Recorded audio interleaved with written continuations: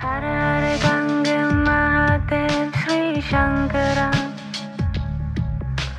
Parvati Pati Mahadev Sri Shankara.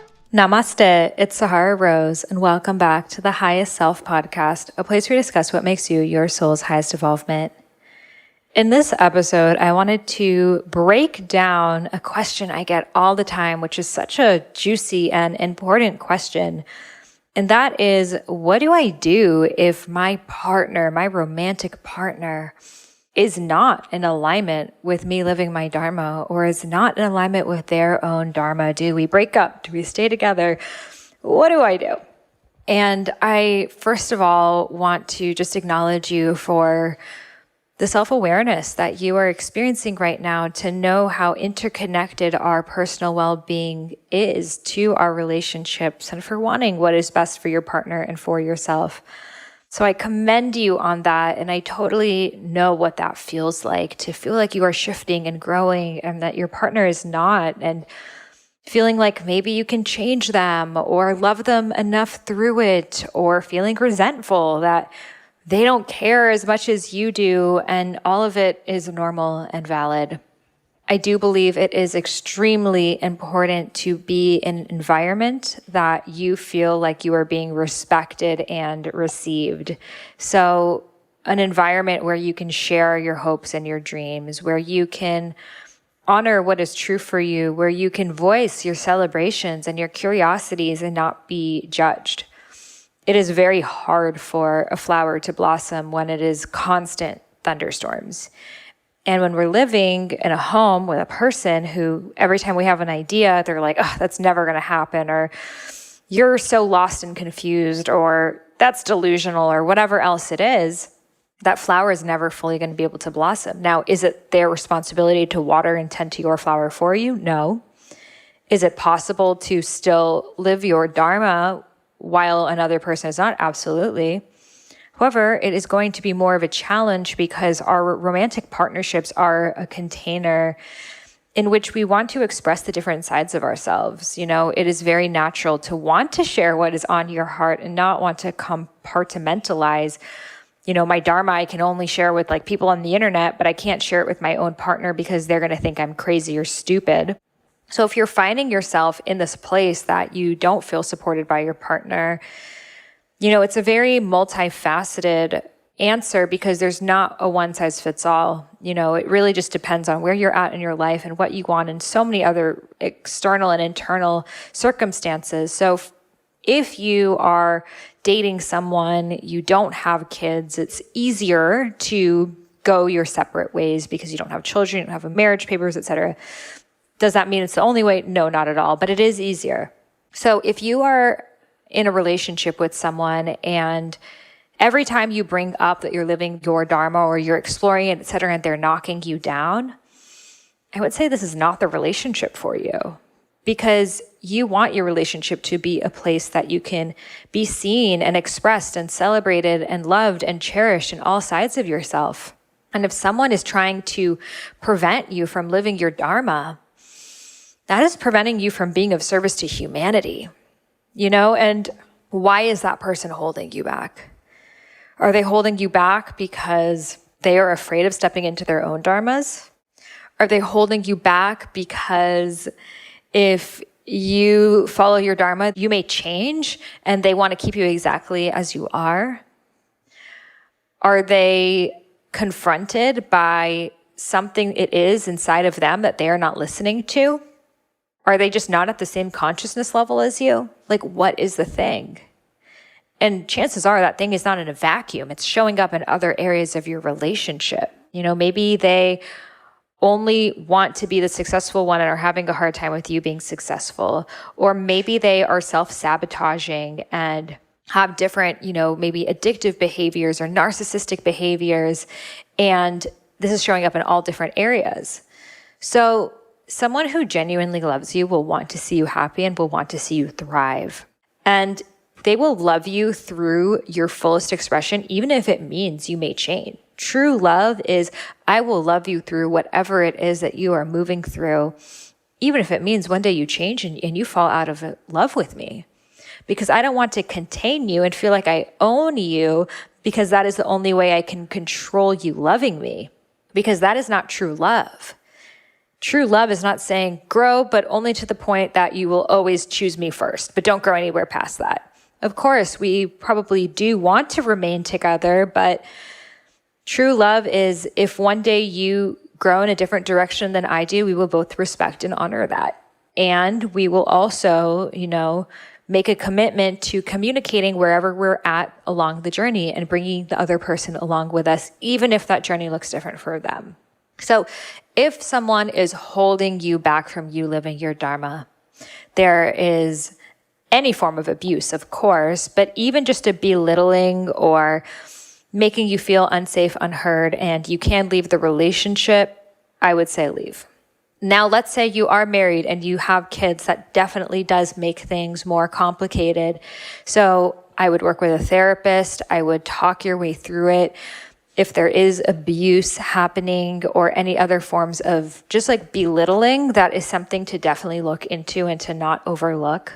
However, it is also possible for you to be living your Dharma with a person who is not, if they are not preventing you from living your own. So let's say you're on this dharmic journey of understanding the truth of who it is that you are and your partner is not.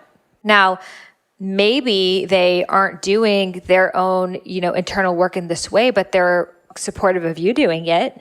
Maybe they just haven't gone there in their evolution yet. Maybe they're like, hey, babe, I don't understand all the things that you're saying right now, but I'm so happy to see you happy. And I respect and honor the choices that you're making and the ways that you're showing up for yourself. And I love you even through this new transition that you're moving through. So that is giving you safety. It is giving you security. And that is very important in relationships. So you feel safe and supported and comfortable to step into the discomfort. So if someone is maybe not living their Dharma, but they're supportive of you doing so and they're not holding you back in any way, then you can stay together. I do see some relationships that one person is really on their Dharma and another person is not. And some people actually like that in a relationship. Some people prefer to have a partner who's in more of a supportive role and they really admire that. But what I often see actually happens is even that partner who may have begun in that more supportive role, by living with someone and loving someone who's living their Dharma, it kind of rubs off on you. It's really a contagious energy. And chances are that other person is going to start questioning the truth of their soul. Now, spirituality does not always look the same way, especially spirituality for the feminine and for the masculine. So a lot of times the more masculine partner's spiritual practice is going to be their sports or their music or whatever it is that they're doing. And it may not look spiritual for you, but it's actually them being in their own form of meditation. So for my husband, it is producing music. That is his meditative state. When he's in that studio and he's making beats and he's fully just immersed in the melodies, that is meditation for him. At first, when we first started dating 6 years ago, I was like, you should do this and do that and come with me to this yoga class. And I was like trying to make him into like ultra spiritual man bun dude. And he was very open to it and receptive to it. And that form of spirituality, which I was more into, was not his path. However, now he has found his own path, which is more Alan Watts and non-dualism and, zooming out and very stoic. It is a more masculine version of spirituality, but I never pushed that upon him. I never told him, you need to be this way, I'm going to leave you. He just went on his own journey, and I led by my own example of committing myself to my Dharma and my path, that it inspired him to do the same. So rather than telling him, I showed him. I led by example.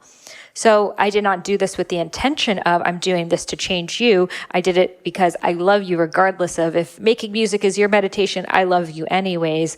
And it led to him deepening into other forms of spirituality. And today I even call him my guru. He teaches me so much. So that is an example of your partner may not be quote unquote spiritual in the way that you consider spirituality to be, but maybe it's for one of my friends, her partner like makes leather goods in the garage and like listens to heavy metal rock and just like completely zones out. And that's his practice. And he's just a really good person. And at the end of the day, isn't that what matters? So don't feel like your partner needs to be like doing all the kirtans you want to do or the ecstatic dance or like drinking turmeric lattes and like that's what spirituality looks like. Their form of spirituality may be something that is so simple that you may just be overlooking it.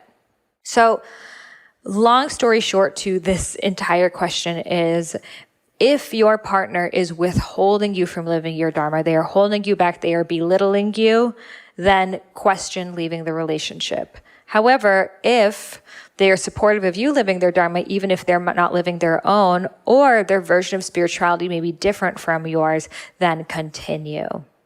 So I hope this helped. I know it is something so many people are moving through.